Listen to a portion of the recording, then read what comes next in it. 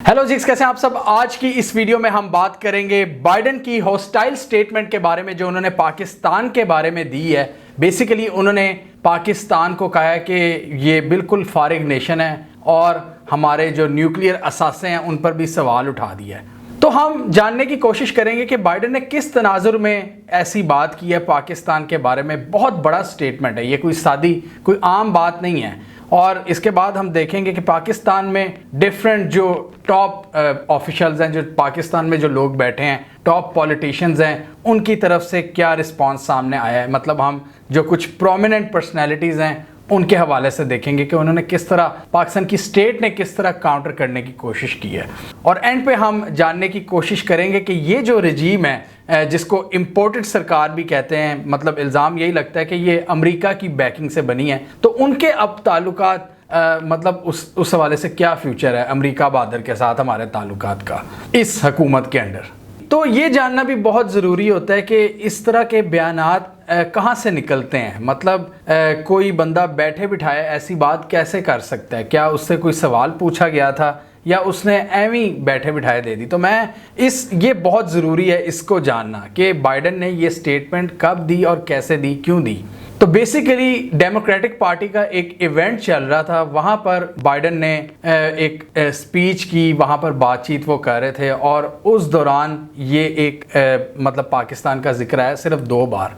उसमें white house की जो वेबसाइट है वो पूरी स्टेटमेंट आप देख सकते हैं। तो मैं आपको थोड़ा सा बताता हूँ। बेसिकली वो बात कर रहे थे अपनी फॉरेन पॉलिसी के बारे में, और भी कई बातें कर रहे थे। तो जब फॉरेन पॉलिसी पर आए तो उन्होंने रशिया की बात की, चाइना की बात की। बेसिकली वो इन्हीं जो 2 इनके बड़े दुश्मन हैं इन्हीं की बात कर रहे थे कि हमने किस तरह उनको काउंटर करना है, रशिया को किस तरह रोकना है, चाइना के हवाले से क्या पॉलिसी होनी चाहिए। तो मैं अब आपको एग्जैक्ट वर्ड बताता हूं। उन्होंने कहा कि did anybody think we'd be in a situation where China is trying to figure out its role relative to Russia and relative to India and relative to Pakistan.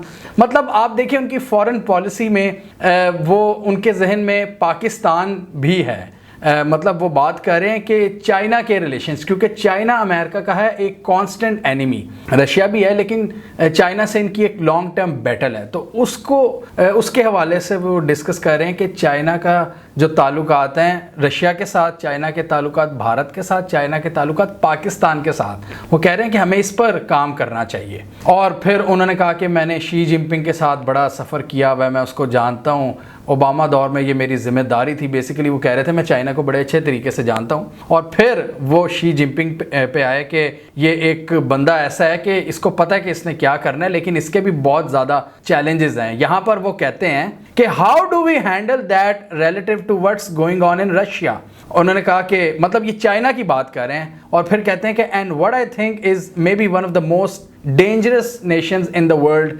Pakistan, nuclear weapons without any cohesion. मतलब पाकिस्तान को उन्होंने दुनिया की most dangerous nation करार दे दिया। और ये country को नहीं कहा, नेशन को। मतलब उनके जहन में ये है कि पाकिस्तान के सारे लोग रोग हो चुके हैं, बिल्कुल फारिग हैं। उसके बाद उनके अल्फाज थे कि nuclear weapons without any cohesion, यानी कि पाकिस्तान में कोई रब्त नहीं है, कोई यहाँ पर कोई मतलब कोहेजन का मतलब होता है यहाँ पर कोहेसिवनेस, यानी कि कोई यहाँ पर हार्मनी नहीं है, यानी कि एक बिखरा हुआ मुल्क है जिसके पास न्यूक्लियर वेपन्स हैं।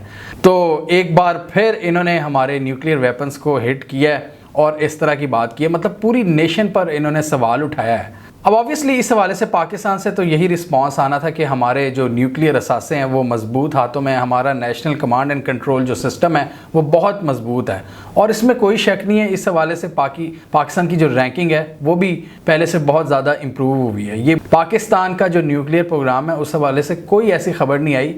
और इमरान खान ने सबसे पहले इसको रिस्पॉन्ड किया और उन्होंने कहा कि मैंने गवर्नमेंट के साथ काम किया, मुझे पता है कि हमारा न्यूक्लियर प्रोग्राम बहुत मजबूत है। उन्होंने कहा कि किस इन्फॉर्मेशन के तहत बाइडेन साहब ये बात कर रहे हैं। उन्होंने कहा कि हमने तो कभी कोई एग्रेशन नहीं दिखाई किसी मुल्क को। फिर यूएस को उन्होंने टारगेट किया। उन्होंने कहा कि ये यूएस है जिसने बहुत से मुल्कों में इन्वेजन की हुई है, तो हमने ऐसा कुछ नहीं किया। उसके बाद उन्होंने इस गवर्नमेंट को अटैक किया, साथ ही उसको भी लताड़ दिया। वो तो इमरान खान का फेवरेट मशगला है। उन्होंने कहा कि Biden statement shows total failure of imported governments foreign policy and it's claims of reset of relations with US. उन्होंने कहा कि ये जो रीसेट की बात करते हैं, ये कहाँ गया रीसेट।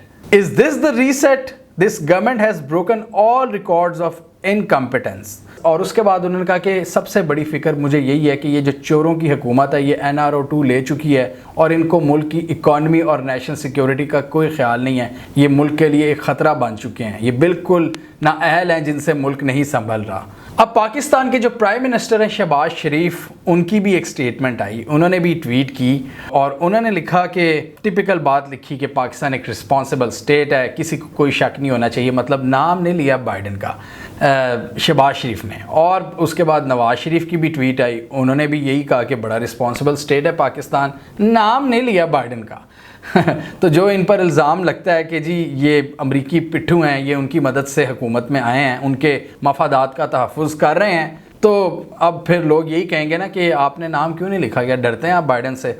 बिलावल का जहाँ तक पाकिस्तान का मौक़िफ़ है और स्टेटमेंट है, मेरा नहीं ख्याल कि इस स्टेटमेंट से कोई ताल्लुक है। जैसे मैंने कहा, मैं डिमार्च के लिए तो तलब किया है उनका एम्बेसडर को और उनको हम मौका देंगे अपना एक्सप्लेनेशन देने के लिए, लेकिन मेरा शक है कि इसलिए कि ये कोई ऑफिशियल फंक्शन नहीं था, ये कौम से खिताब नहीं था, ये पार्लियामान से खिताब नहीं था, ये इंटरव्यू गुफ्तगू नहीं था, ये फंड रेजर में और गैर रस्मी गुफ्तगू था जिसमें ये सेंटेंस इस्तेमाल किया गया।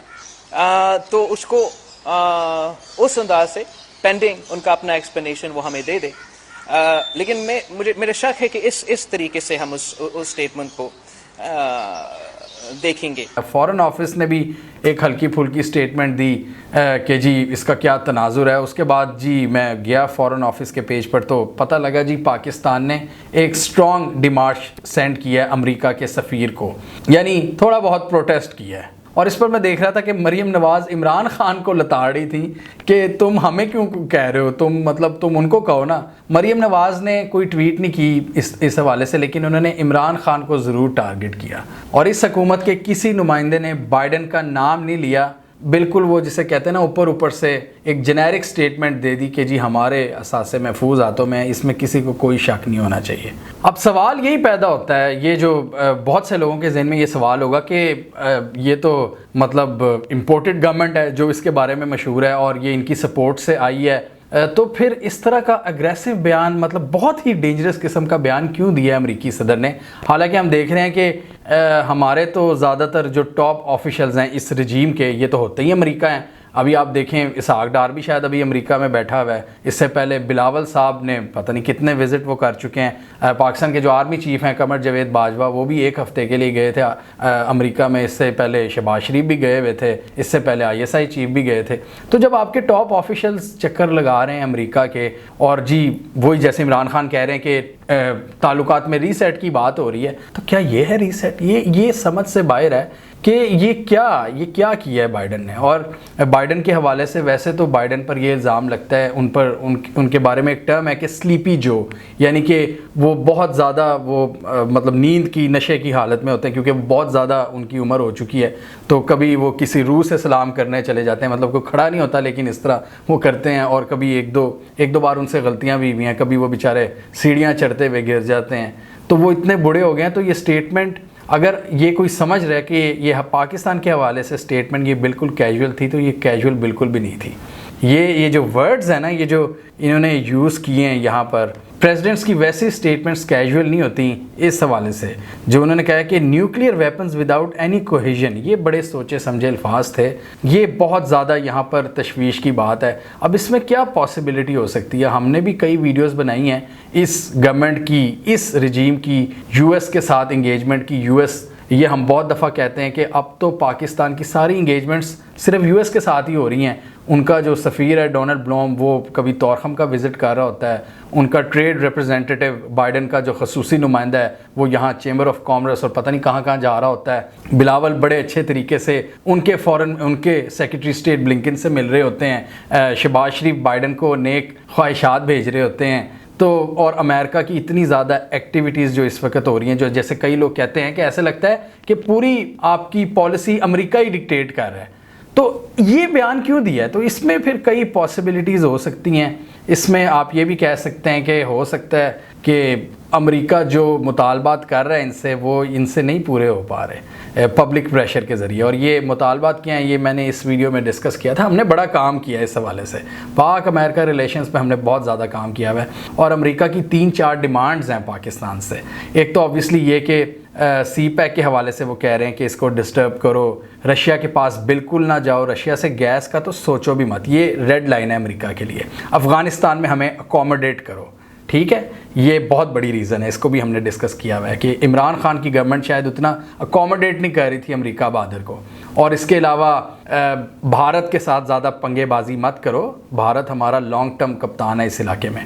और 5वीं आप ये कह सकते हैं कि जी इज़राइल को तस्लीम करने का भी वो हमें कहते हैं। तो ये कुछ रीज़न्स हैं जो शायद अब अमेरिका समझ रहा है कि ये रजीम भी पूरी नहीं कर पा रहा, क्योंकि पब्लिक प्रेशर बहुत ज़्यादा है, पीछे अवाम खड़ी है डंडा लेकर। इन्होंने कोई ऐसी हैंकी पैंकी की तो इनको भी पता है कि इनकी बैंड बच सकती है इस हुकूमत की। तो इस हुकूमत से भी शायद वो मुतालबात पूरे नहीं हो रहे। बेसिस का भी एक मुतालबा है कि हमें बेसिस प्रोवाइड की जाए, मिलिट्री बेसिस। तो अमेरिका का शायद अब ना इस रजीम से हो सकता है, ये एक पॉसिबिलिटी है, ये बिल्कुल मैं कोई ये नहीं कह रहा कि ये फैक्ट है, ये मेरे एनालिसिस के मुताबिक हो सकता है अमेरिका ने कोई मैसेज दिया हो इनको, क्योंकि उनके सब्र का पैमाना लबरेज हो गया, उनकी डिमांड्स नहीं पूरी हो रही इस रजीम से। और अगर रजीम चेंज एक हकीकत थी जिसमें अमेरिका बहादुर ने ये शहबाज वगैरह को मदद किया इमरान खान का तख्ता उलटने में, तो वो फिर ऑब्वियसली यही कहेंगे कि हमने तुम्हें सीट पर बिठाया और तुम हमारे मफादात का तहफ़्फ़ुज़ नहीं कर पा रहे, तो फिर ये लो। दूसरी तरफ पाकिस्तान के स्ट्रेटेजिक हलकों की बात करें तो वो तो ये कहते हैं कि जी हम तो बैलेंस कायम करना चाहते हैं, हम किसी एक कैंप में नहीं जाना चाहते, मतलब बहुत ज़्यादा प्रो रीजन नहीं होना चाहते। जो इमरान खान की पॉलिसी थी बहुत ज़्यादा प्रो रीजन, वो अफ़गानिस्तान में रूस, चाइना और सेंट्रल एशिया के साथ, ईरान के साथ मिलकर काम करने में उनको ज़्यादा इंटरेस्ट नज़र आ रहा था कि पाकिस्तान की रीजनल कनेक्टिविटी बढ़ेगी, और उनका ध्यान ज़्यादा US की तरफ नहीं था। तो स्ट्रेटेजिक हलकों के मुताबिक एक बैलेंस होना चाहिए, किसी एक कैंप में नहीं होना चाहिए। लेकिन हम देखें तो इस रजीम की शहबाज हुकूमत जब की आई है तो बैलेंस की तो कोई चीज़ हमें नज़र नहीं आ रही, सिर्फ अमेरिका बहादुर की एक्टिविटीज़ नज़र आ रही हैं। और चाइनीज़ बाशिंदे बेचारे वो गाहे बगाहे उनको टारगेट भी किया जाता है। और सी पैक के हवाले से जो एक्टिविटीज़ होती थी, जो तकरीबात हुआ करती थी, जो चाइनीज़ एम्बेसडर हमें नज़र आते थे, वो अब उनकी एक्टिविटीज़ बहुत कम है। वो बेचारे शेख रशीद के साथ वो सिगार पीने गए होते हैं पिंडी में।